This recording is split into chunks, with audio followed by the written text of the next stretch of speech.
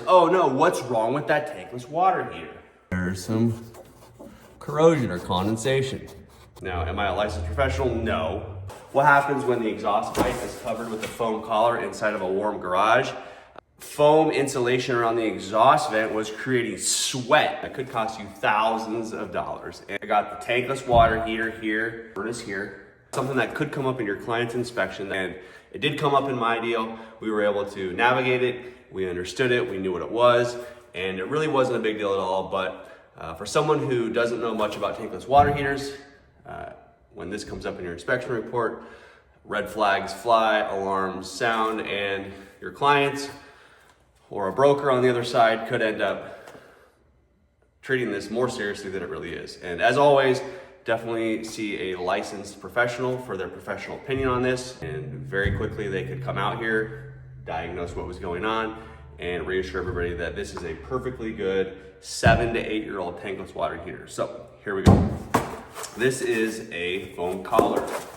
This foam collar around the exhaust pipe, which in this case, the installer or the manufacturer has these two pipes labeled: air intake right here and exhaust. When this machine is creating hot water, it has a way to vent everything that's happening inside the machine so it stays cool. So this pipe is labeled exhaust. Well, what happens when the exhaust pipe is covered with a foam collar inside of a warm garage? This thing can start to sweat. Okay, if this were outside, sure, which would never happen, you wouldn't install a tankless water heater outside, but let's just say it was and installed outside, you might need to have an insulation pipe around the exhaust vent. In our case, the foam insulation around the exhaust vent was creating sweat as this tankless water heater was delivering hot water to the house. And when that sweat had nowhere to go, the sweat finds its way on top of the tankless water heater. Well, what happens when sweat dries? You're left with this like little residue or corrosion or condensation. And I'm gonna try to show this to you here. As you can see, There's some corrosion or condensation. so an inspector comes in and says, there's corrosion on the tankless water heater. Big red flag in an inspection report. The potential buyer says, oh no, what's wrong with that tankless water heater? Well, nothing's wrong with this tankless water heater. And I'm not telling you that because I already know that, even though I already do.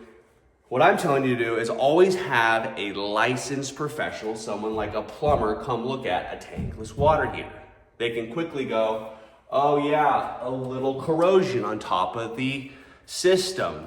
Where might that be coming from? Oh, there's an exhaust pipe with a foam collar wrapped around it. What's the purpose of this foam collar? There is none. We're in a very perfectly climate-controlled garage. What was happening was it was sweating when the tankless water heater was doing what it was supposed to do, deliver hot water to the house. The sweat was settling on top of the tankless unit. And because we live in Central Oregon, the water's pretty hard here. There's lots of minerals and things in that water. You ended up with this corrosion, which is not a big deal. This unit was installed 7 or 8 years ago. It'll probably go for another 7 or 8 plus years, 20 years.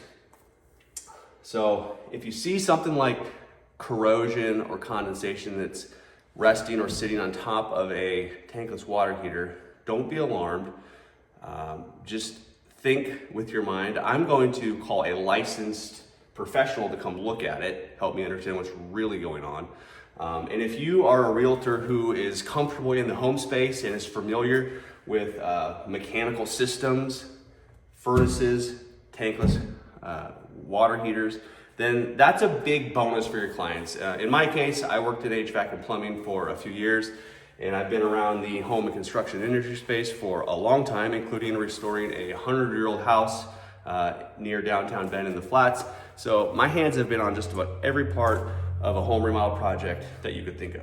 Now, am I a licensed professional? No, but I'm a realtor who has a really robust understanding of mechanical systems, homes, the construction space. So I'm always going to work with a licensed professional or a general contractor to confirm or investigate or diagnose what's going on. But I can also really help in the process of a transaction. certainly in an inspection report when things come up, I'm very tuned into what's going on in the report. And then I'm gonna just jump in and do a preliminary investigation myself.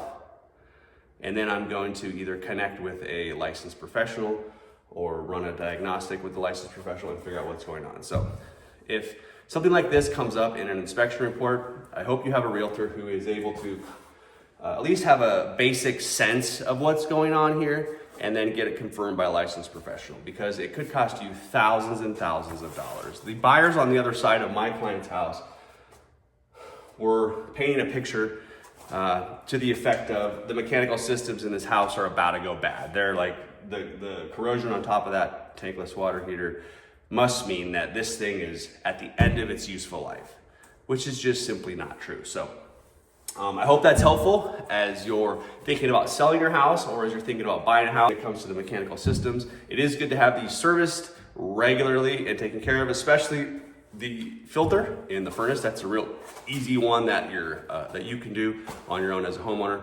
If you have questions about that, certainly give me a call, 541-797-9939, and I would love to talk with you.